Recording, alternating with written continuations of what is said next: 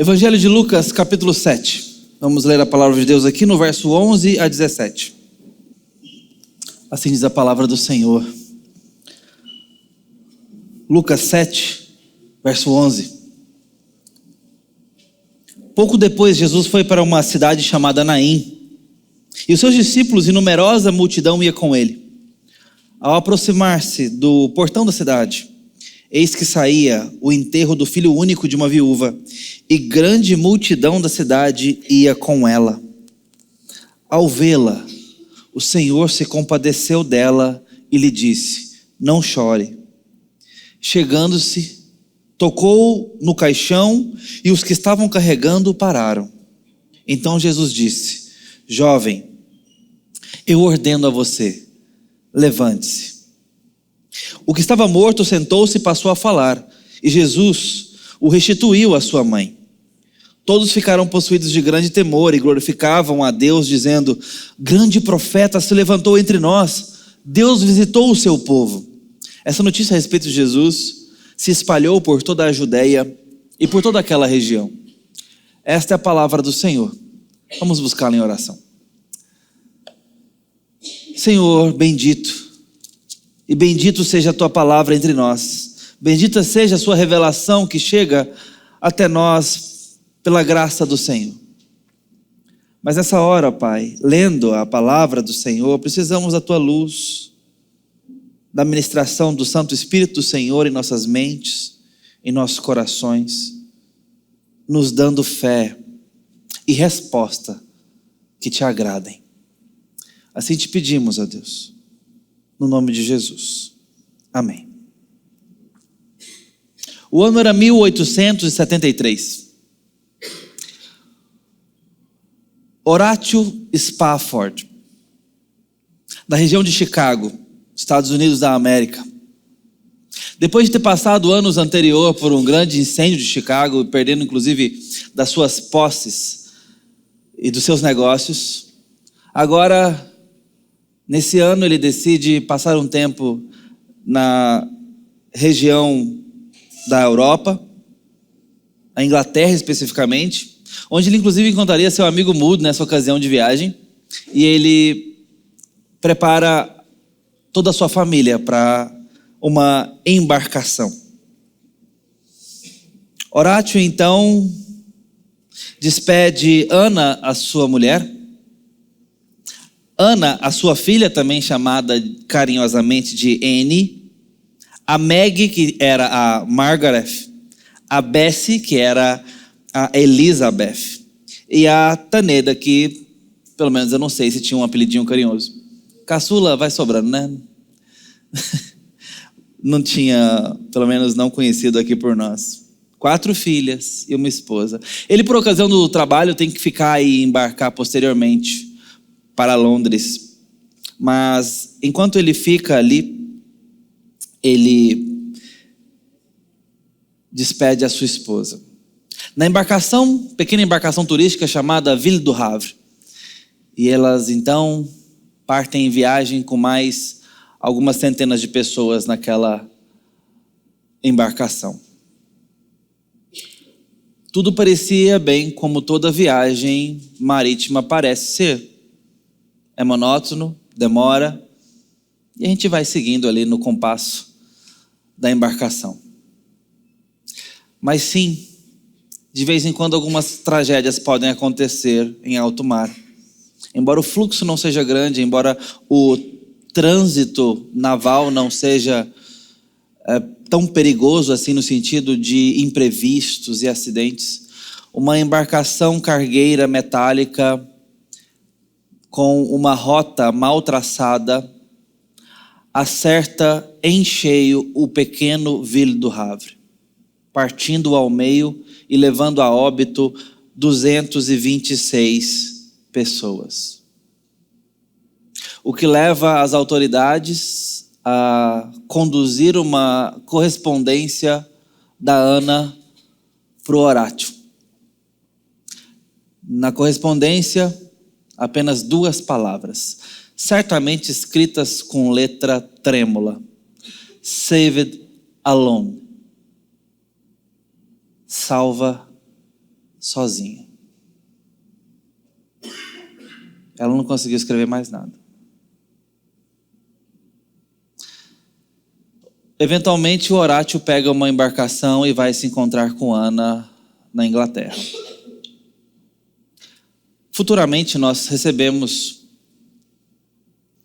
uma correspondência, ou pelo menos um registro, melhor dizendo, da sua filha, uma futura filha que viria do casal, onde ela escreve sobre o episódio nas memórias do pai. E ela relata para a igreja americana que o hino que nós, aqui ainda no Brasil, cantamos tão retumbantemente, e agora eu falo qual é a tradução em português, foi escrita enquanto ele ia se encontrar com Ana no meio daquela dor. Em algum momento, a tripulação ali fala para ele: Senhor, foi aqui, bem na região aproximada do acidente. A sua filha então diz que durante essa viagem, ao passar por aquela região, naqueles dias, o Espírito Santo o visitou de uma forma que ele compôs uma canção. Deus o fez cantar no meio do impensável e imensurável luto de sepultar suas filhas. E o refrão da música que ele compõe diz o seguinte: está tudo bem em minha alma. It is all well with my soul. E vai traçando circunstâncias para qual essa frase é repetida. Circunstâncias difíceis, circunstâncias mais fáceis, circunstâncias completamente aterradoras e assustadoras. Nós traduzimos essa canção e adaptamos ela no português com a seguinte métrica poética: refrão: sou feliz com Jesus, sou feliz com Jesus. Embora me assalte o vil tentador, embora a dor a maior sofrer, sou feliz com Jesus, sou feliz com Jesus. E várias outras circunstâncias são descritas no hino que cantamos tradicionalmente, está no Inário Novo Cântico, cantado pela Igreja Presbiteriana do Brasil há anos. Mesmo que as circunstâncias sejam tão assustadoras, tão esmagadoras do coração, com Jesus dá para encontrar uma paz incompreensível. Mas não é fácil. Situações como essa nos mostram que o mundo de fato está de ponta cabeça. Pais não deveriam enterrar filhos. Dá para se colocar no lugar do Horácio?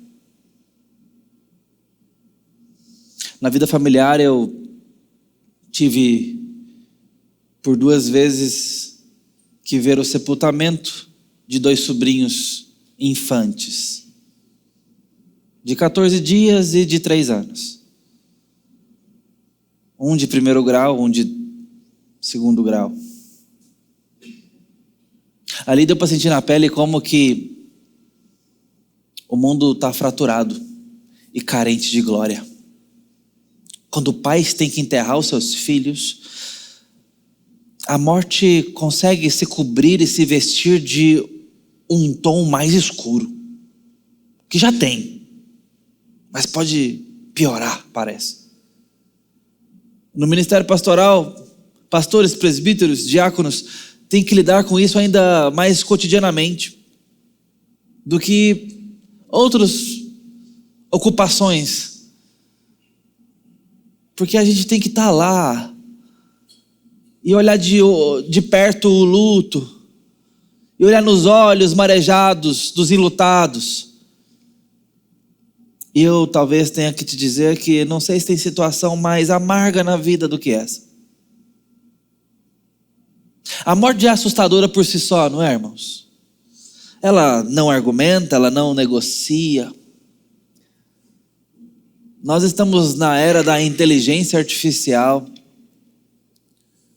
mas não vamos chegar na era da vida artificial, porque isso a gente não consegue fazer. A gente não consegue parar a morte. A minha primeira experiência foi aos 11 anos de idade. Quisera que tivesse sido a última, a única. Morávamos eu, meu irmão mais velho, minha mãe e meu pai. E um pássaro preto. Tínhamos um pássaro preto que conviveu conosco por 13 anos. Pelo menos comigo, ele era mais velho que eu. Meu pai ensinou esse pássaro a cantar. Pegou ele filhote. E eu estou aqui diante dos irmãos, na presença da igreja de Deus. Então acreditem no que eu vou falar agora. Esse pássaro preto sabia falar algumas palavras. Pelo menos 2 e uma male-male. Vou ser honesto. Ele falava Beto e Maura. E tentava falar o nome do meu irmão, que era William. Que é William, né? Ele falava Will. Mas não era apelido não, acho que ele parou no meio. Giovanni ele não tentou. Mas não era que meu pai ensinava isso a ele, mas era do cotidiano nosso. Uns chamando uns aos outros. E ele inventou um canto a partir do assovio do meu pai e sabia falar. Bom, mas eu não estou aqui para falar do meu pássaro preto, só estou saudoso com isso aqui. Nós éramos 4. Em algum momento, meu pai se vai, primeiramente. 1 semana e meia de enfermidade. Ele teve o que hoje é considerado ou nominado como síndrome de Fournier. Na época não tinha nome, no ano 2000. Não tinha nomenclatura, não tinha se descoberto exatamente o que era isso. Fulminante, 1 semana e meia de UTI e óbito. Depois do episódio, eu tinha 11 anos de idade, naqueles dias. Voltei para casa e vivi uma experiência que eu quero compartilhar com os irmãos. Daqui a pouco eu explico por que eu estou contando essa experiência pessoal.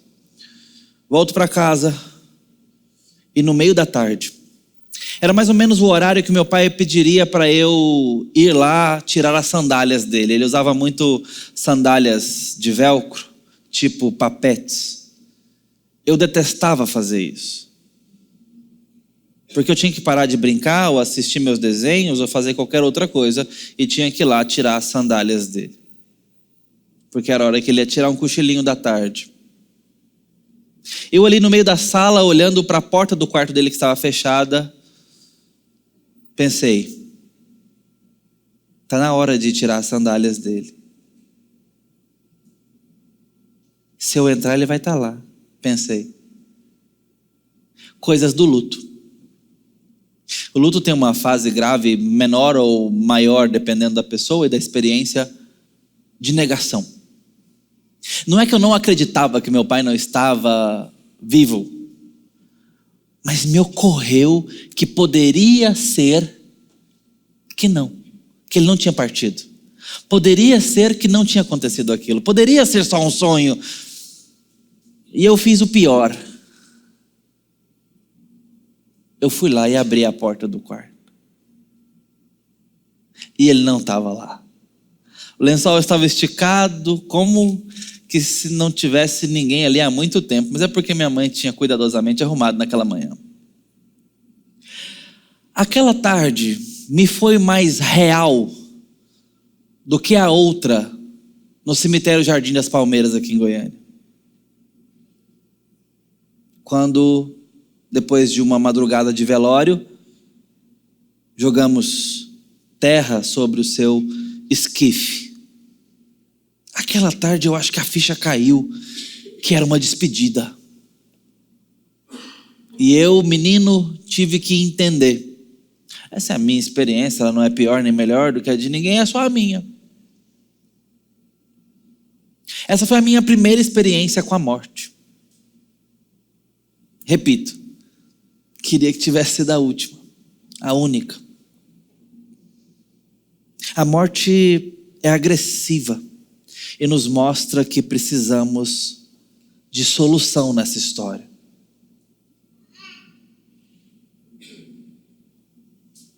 Estou te contando a minha história e você tem a sua, para que a gente tente, em alguma medida, entender essa mulher que está saindo da cidade de Naim.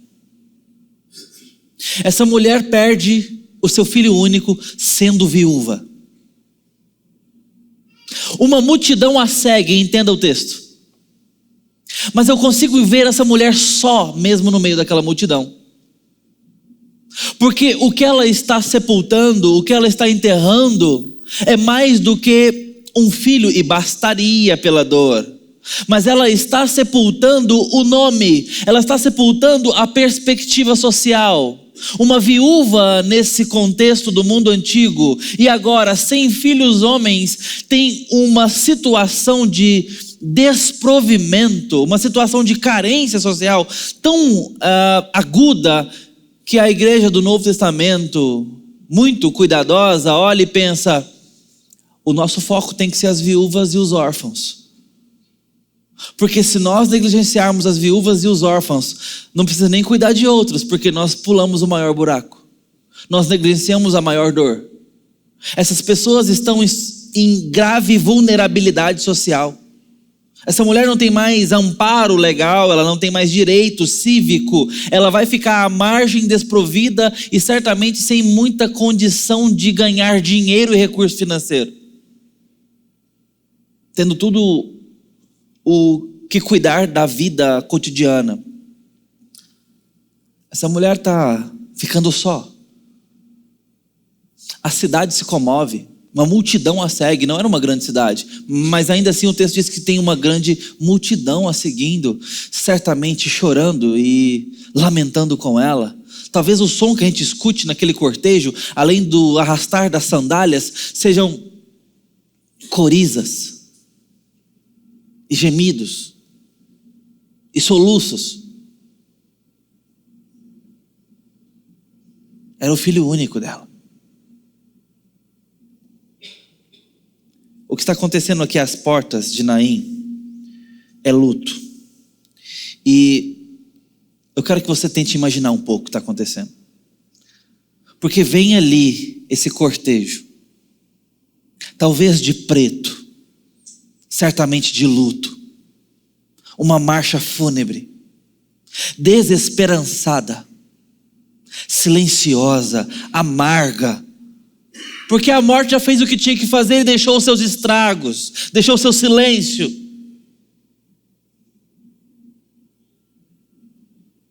O filho único se foi, de uma mulher só. Mas acontece que o texto nos diz que de encontro com esta procissão vem outra. Imagino o sol se pondo atrás dessa primeira multidão. Como que um dia que se finda. Isso é imaginação minha, tá? Dá minha licença poética, só para a gente visualizar um pouco aqui. Isso aconteceu numa cena, pode ter sol, pode não ter. Eu vou pôr o que tem. Esse sol que desce e se esconde é o mesmo sol que agora brilha rostos do outro lado, porque vem uma multidão ao encontro dessa, vibrante, com gente curiosa, com gente eufórica, com gente que está vendo o cego ver, com gente que está vendo o coxo andar, com gente que está vendo Jesus falar como só ele pode falar, dando direito a gente desprivilegiada, dando dignidade a gente marginalizada, chamando gente simples para grandes coisas, dando atenção como uma grande autoridade a gente sem instrução. Estão vendo milagres, estão vendo palavras que parece que não são desse mundo, estão vendo profecias antigas fazerem sentido no seu próprio momento de vida. A multidão segue Jesus, certamente numa outra marcha, muito diferente dessa. Talvez até música, imagino eu, eventualmente possa se cantar. O povo de Deus sempre cantou, e quando via o que estava acontecendo, certamente se exultava. Você vai percebendo na narrativa de Lucas, já bem tão cedo, que havia louvor consequente, decorrente do que Jesus fazia. E por onde ele passava, deixava glória a Deus para trás, no sentido de um povo que ficava admirado. Agora essa turma está seguindo Jesus, porque não conseguiu ir para nenhum outro lugar. Imagina a energia, imagina a vibração, imagina a retumbância dessa outra multidão, essa outra procissão, vibrante, alegre, exultante, colorida, iluminada. Elas vão se encontrar. Uma não combina nada com a outra. E se tivesse um pingo de respeito, eles diriam: ih, mestre, tá vindo, tá vindo o enterro ali. Ô, do tambor.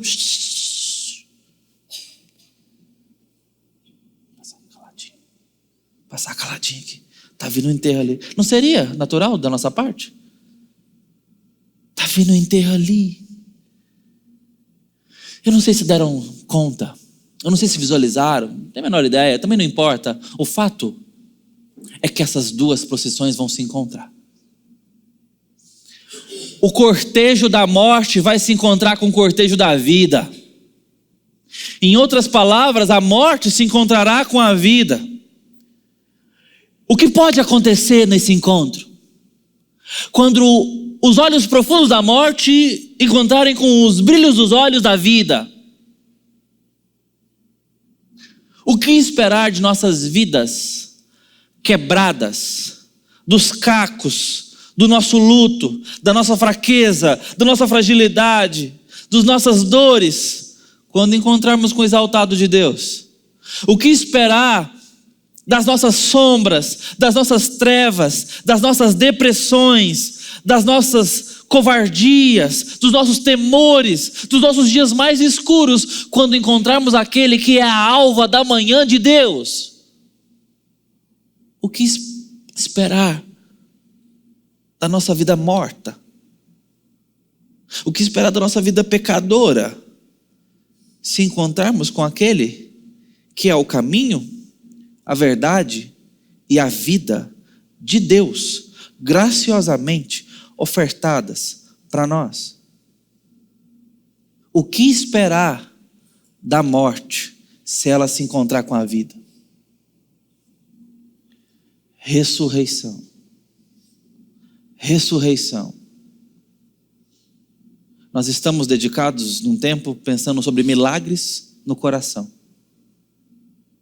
Porque os milagres que Jesus fez fora do coração, o olho que vê, o coxo que anda, a mão ressequida que retorna à saúde, a hemorragia estancada e até a vida devolvida, é pouco se o coração não for alvo de milagre. Se esses milagres não comunicarem algo lá dentro. Eu sei como nós desesperadamente gostaríamos que o nosso luto fosse revertido circunstancialmente. Como naquela tarde eu gostaria de encontrar o papai ali. E em tantas outras ocasiões, você e eu desejamos que algumas coisas acontecessem. Mas Jesus não saiu ressuscitando todos os defuntos que estavam ao seu redor.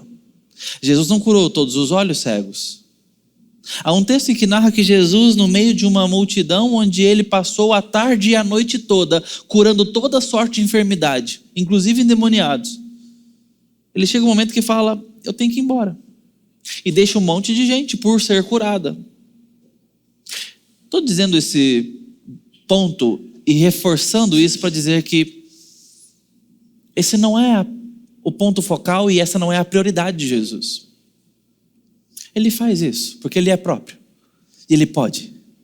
E nós vamos ver no compasso desse milagre externo, permita-me, como que milagres podem acontecer no coração, e esse pode acontecer hoje e aqui.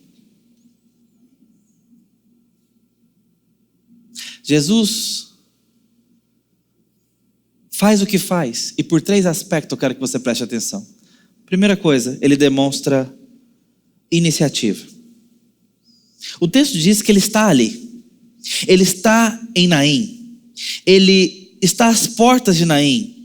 A ponto de, verso 13, quando o Senhor a viu, ele se condoeu e disse: não chores. Então chegou e tocou a maca.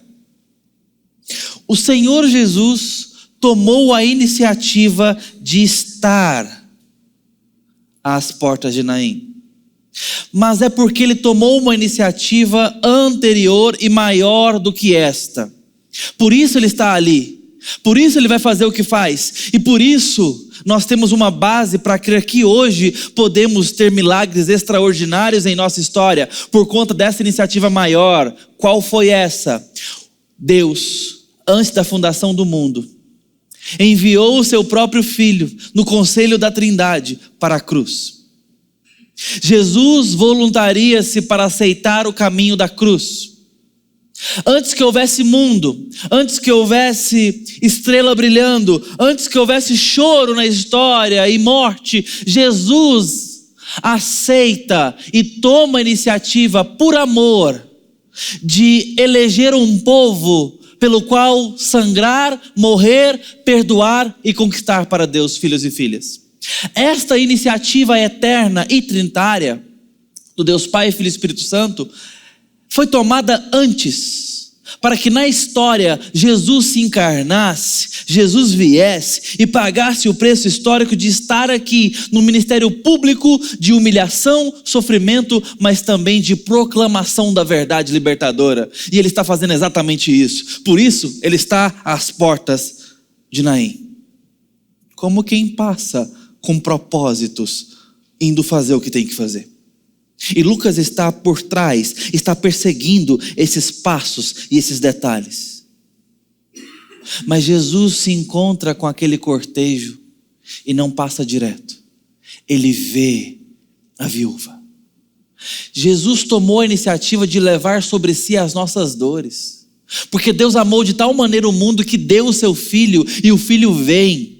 E porque o Filho veio, porque o Filho vem, porque o Filho está aqui, Ele pode ver aquela mulher, olhá-la nos olhos. E diz o texto que Ele se compadece dela, Ele sente por ela, Ele se envolve com pessoas, portanto, Ele sente a dor de outros. Jesus tomou as nossas dores e levou sobre si as nossas enfermidades, como o profeta Isaías nos profetizou há séculos antes disso. É por isso que Ele agora pode doer-se pelas dores do mundo e olhar as dores dessa mulher e senti-las. Mas diz o texto também que Ele disse para ela: não chores. O que seria completamente ilógico e talvez até um pouco insensível, dada a circunstância, a menos que algo pudesse ser feito. Bom, é precisamente o caso, porque nós estamos falando de Jesus Cristo. Muitas vezes num luto, diante de um sepultamento, diante de um velório, nós não sabemos o que falar para os nossos queridos que estão enlutados ali. E aí, às vezes, pensando nas melhores palavras possíveis, a gente solta um: Deus sabe de todas as coisas, vai ficar tudo bem, não é? Deixa eu te falar uma coisa, naquele dia isso significa exatamente nada.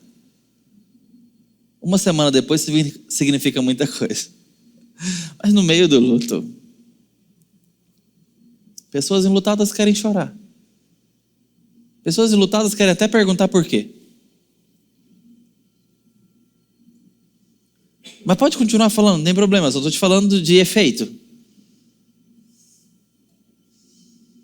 Jesus está dizendo: não chores. Como quem está fazendo uma proposta. Como quem está oferecendo algo. Você tem todo motivo para chorar. Mas ainda hoje, eu troco esse choro por riso. Porque eu posso, porque eu te amo, porque em Cristo há poder e amor convivendo em harmonia. Ele vê, Ele sente, Ele está presente, mas Ele chega e toca a maca com as próprias mãos. Jesus está mostrando que Ele veio pôr a mão na morte. Ele veio interromper a caminhada do cortejo fúnebre dessa mulher. E quando Ele fez isso, todos pararam. Parece uma cena louca. Um estranho está interferindo num funeral. Mas é porque Ele está ali para acabar com o luto. Ele está ali para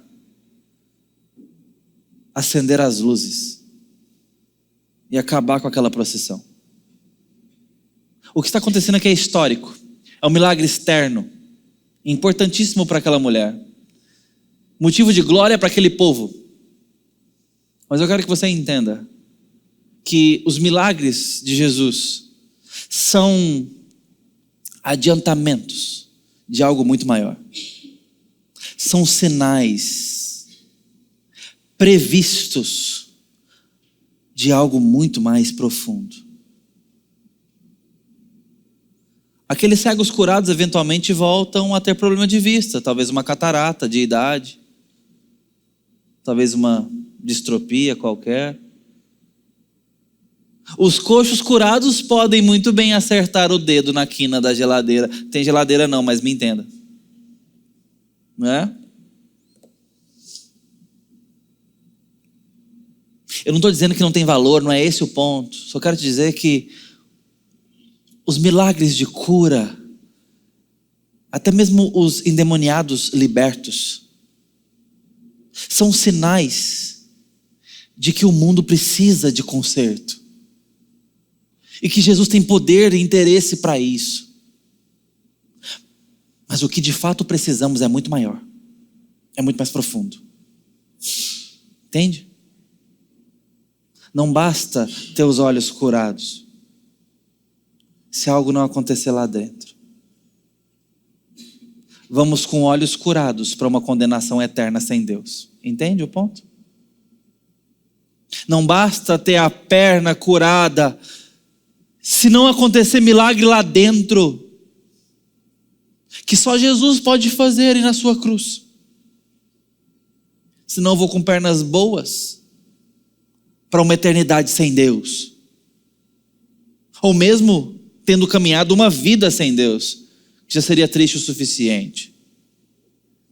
Mas esse texto está me mostrando algo de belo na iniciativa de Cristo nesse milagre. Ele está presente, Ele vem, Ele tem controle da situação, Ele está aqui para fazer algo por nós. Ele tomou a iniciativa de amar o mundo primeiro, de nos amar primeiro, e por isso nos chama, por isso está dizendo: vinde após mim aquele que está cansado e sobrecarregado, e eu os aliviarei. Ele toma a iniciativa do diálogo, do convite, da aproximação. Ele faz primeiro, irmãos, Ele faz primeiro, queridos, para que a gente possa responder à graça.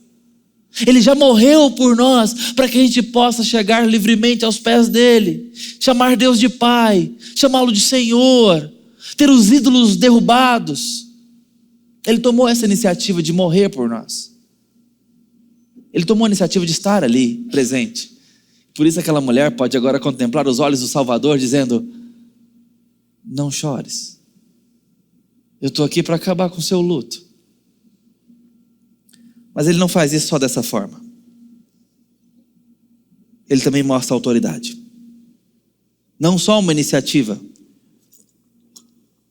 cheia de graça, mas autoridade em suas palavras.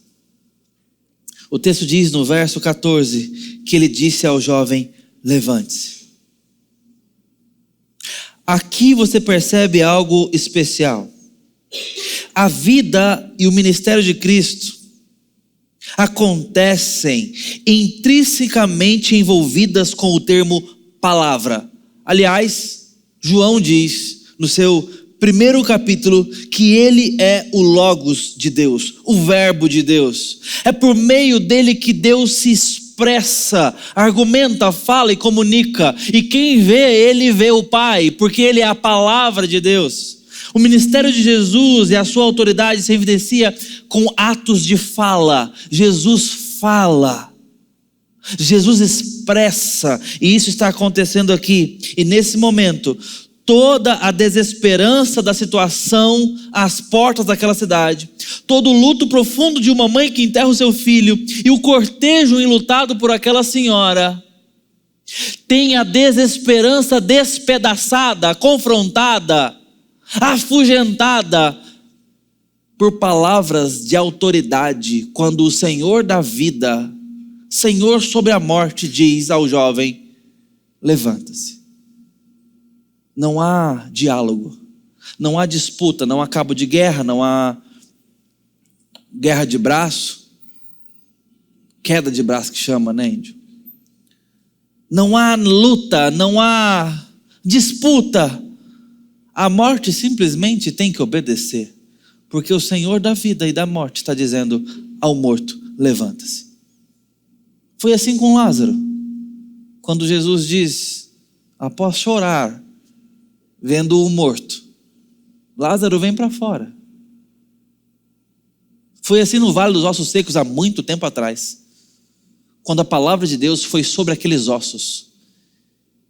E o Espírito de Deus comanda essa ordem à matéria morta, que tem que viver.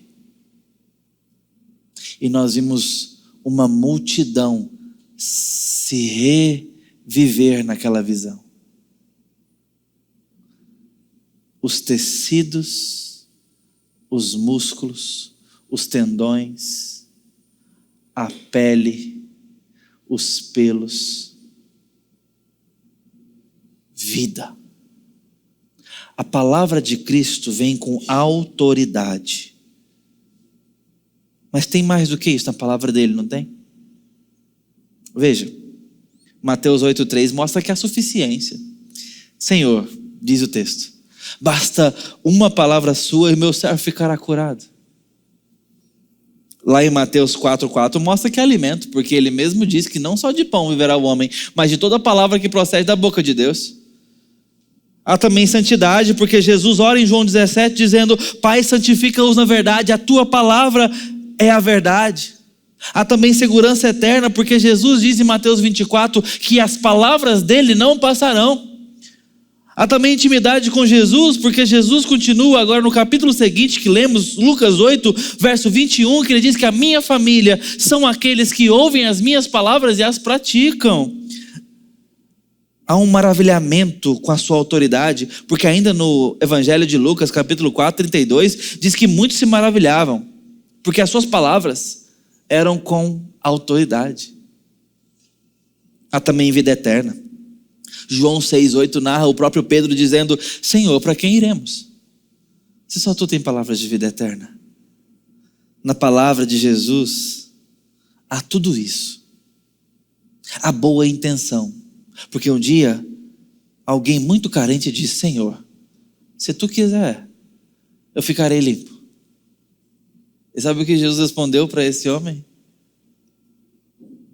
Com as suas palavras, que chamou o sol a brilhar pela primeira vez, com a mesma voz que disse ao mundo, exista. O mesmo timbre de autoridade cósmica disse àquele homem enfermo, quero, fica limpo. Esse é Jesus. Sem a palavra dele, você não tem Jesus. Mas com a palavra dele, você tem toda essa riqueza disponível de relacionamento, de conhecimento, de esplendor, de glória, de suprimento, de restauração, de edificação, de transformação, de discernimento, de vista, de lâmpada para iluminar os caminhos, de luz para pavimentar os passos, para enxergarmos, para crermos, para nos aprofundarmos, para termos segurança nos dias mais densos e mais escuros, para termos abrigo no temporal e consolo no luto. Se separarmos Cristo da sua palavra, estaremos nos separando de Cristo e inventando algo ou alguém para crer. Mas aqui há mais. Aqui há a abundância do Cristo revelado. Por isso Deus nos manda meditar diariamente. Por isso nos manda crer, conhecer. E então conheceremos a palavra de Deus e o seu poder. Confie na iniciativa que Jesus tomou ao vir esse mundo, ao estar aqui pagando o preço pelo pecado de muitos. Isso é grande coisa para a nossa esperança ser edificada, para os nossos temores serem colocados no seu lugar. Jesus veio morrer por gente pecadora. Iniciativa. Por isso ele curou gente. Por isso ele fez o que fez, por isso pregou o que pregou, por isso foi para a cruz, por isso ressuscitou, porque ele tomou a iniciativa que nós não poderíamos tomar. Segunda coisa, ele vem com autoridade. E essa autoridade é cheia de boa intenção, é cheia de revelação de Deus, é cheia de instrução, é cheia de direcionamento. Se apegue à palavra dele. Ele fala com aquela viúva, ele está presente para olhar ela nos olhos. Isso significa muito para nós, como eu estou tentando te mostrar. Mas em terceiro lugar, a compaixão demonstrada aqui. Porque Jesus restaura, e a sua compaixão é reparadora, é restauradora. O verso 15 disse: então o que estava morto se sentou e começou a falar, e Jesus o devolveu à sua mãe. O verbo usado aqui, devolver, ou na Bíblia Nova Almeida atualizada, restituiu, é talvez mais preciso do que devolveu ou outro verbo, porque a restituição está mais atrelada ao termo grego didomi, que significa presentear. E aqui há um misto de presente com devolução. É o filho dela, mas ela não a tem mais, não o tem mais. Ninguém pode chegar e entrar com uma ação jurídica pedindo restituição porque o filho morreu, o marido morreu. Não é direito nosso reclamar diante da morte. A morte leva. Ninguém pode falar: foi cedo demais, agora eu quero ser restituído. Não temos esse direito, entende? Então, nesse sentido, ele não pertence mais a ela. Ela não tem mais. Então, Jesus está presenteando. Está devolvendo algo que ela não tem mais. Então, ela está ganhando, não é que é um novo filho, mas é uma nova vida. Porque aquela antiga vida, ele a perdeu. Então é um grande presente gracioso. O verbo didomi funciona perfeitamente para a tradução presentear. Mas é esse também atrelado a esse termo que nós temos o caráter de restituição. E a restituição tem um quê de presente, porque a gente está sendo ressarcido de algo que era nosso por direito. Então, nessa dupla via, a palavra se encontra aqui mostrando que sim, ela está recebendo um presente gracioso por algo que ela não tem mais, mas também algo está sendo devolvido, e nessa hora não estou falando apenas do filho, bastasse. Mas Jesus está devolvendo àquela mulher muito mais coisas que é por seu direito. Está devolvendo esperança, perspectiva, nome, dignidade, continuidade, civilidade, abrigo social, direito social. Tudo isso está sendo devolvido com a restauração que Jesus está fazendo. Aquela mulher agora tem esperança. Não apenas de continuar agora sendo uma pessoa com direitos perante a sociedade, começou dizendo, e isso é grande coisa. E não só tendo seu filho de volta em casa, isso é a maior delas. Mas essa mulher agora tem Deus na sua vida. Ela tem um Salvador para o qual levar suas preces, para o qual viver seus sentimentos, para o qual e diante do qual viver todos os seus próximos dias, porque ele fez o que fez. Ele devolve o filho, mas está devolvendo para aquela mulher muito mais, entende? Quando Jesus faz algo por nós, nós estamos ganhando muito mais do que percebemos à primeira vista. Nós estamos ganhando relacionamento com ele, ou pelo menos a grande possibilidade disso. Ele está dizendo: você tem todos os motivos para chorar, mas eu estou aqui. Eu estou aqui. Não só às portas da cidade, mas eu vim. E um dia não haverão mais lágrimas. Eu tratarei de enxugá-las, diz o texto de Apocalipse. Ele enxugará dos olhos toda lágrima. Um dia o luto não fará mais sentido. Um dia não nos lembraremos mais do que é padecer pela morte de alguém. Um dia não teremos mais saudade. Um dia não estaremos mais longe dos nossos. Um dia os nossos filhos estarão conosco. Um dia não diremos mais adeus. Os irmãos entendem isso? Um dia o sol não vai se pôr mais. Um dia a nossa luta acabará. Um dia a morte não terá mais lugar. Um dia não haverão mais separações, nem mentiras, nem pranto, nem ranger de dentes. Um dia. E isto é para aqueles que percebem que Jesus está fazendo um milagre no coração. Meu pai não foi ressuscitado.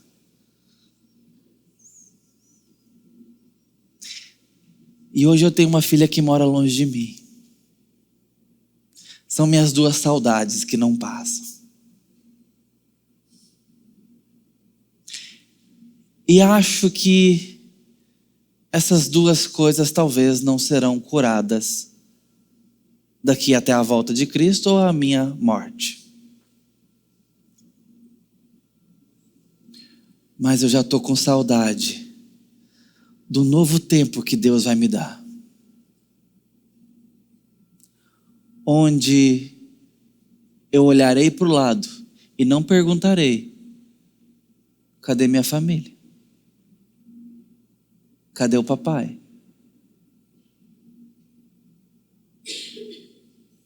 Hoje eu fico olhando para o crescimento do meu filho.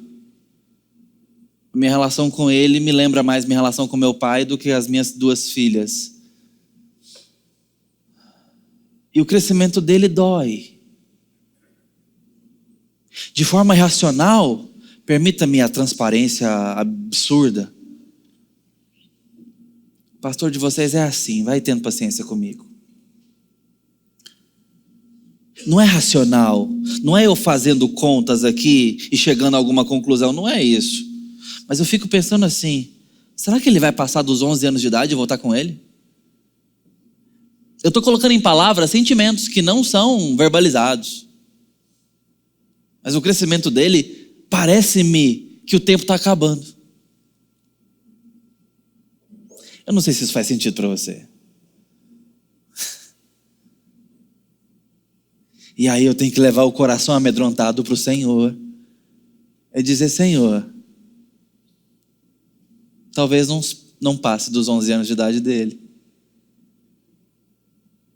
Mas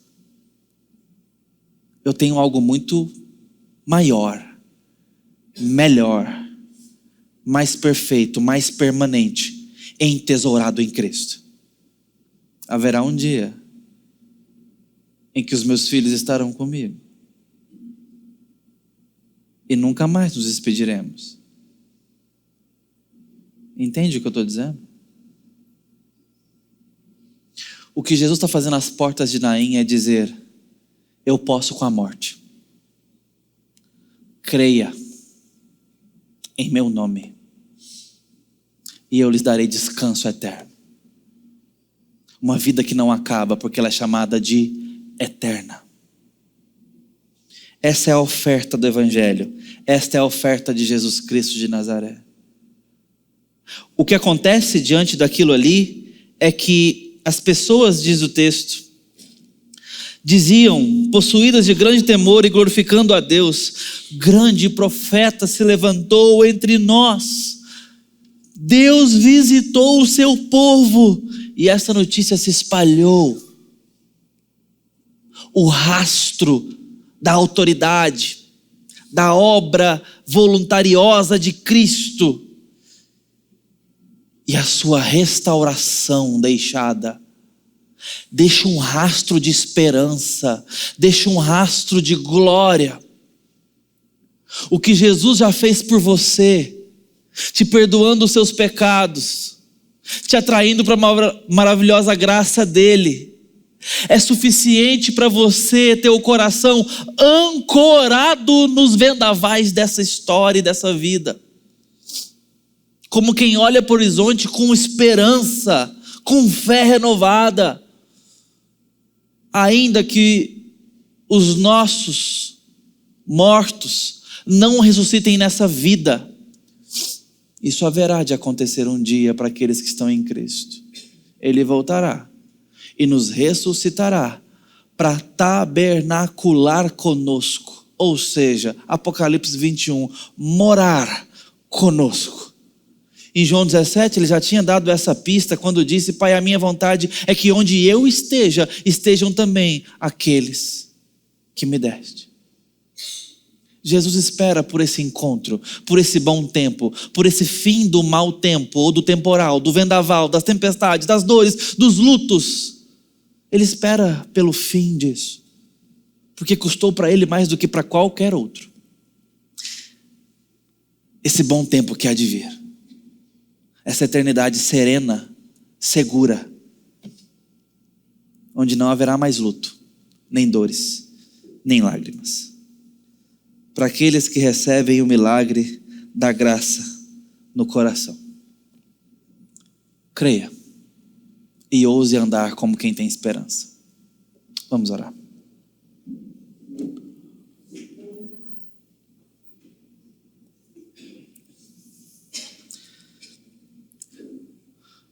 Deus bendito, teu povo precisa crer em ti e receber Jesus como seu Senhor. Te pedimos isso, ó Deus, com profundidade, com intimidade, com apego à palavra dele, para suportarmos o mau tempo e até nossos lutos mais severos com esperança. Obrigado por Jesus Cristo, nosso Salvador, nosso grande abrigo, nosso advogado, nosso amor. No nome dele que falamos contigo, renovados na fé, na esperança e no amor. Amém.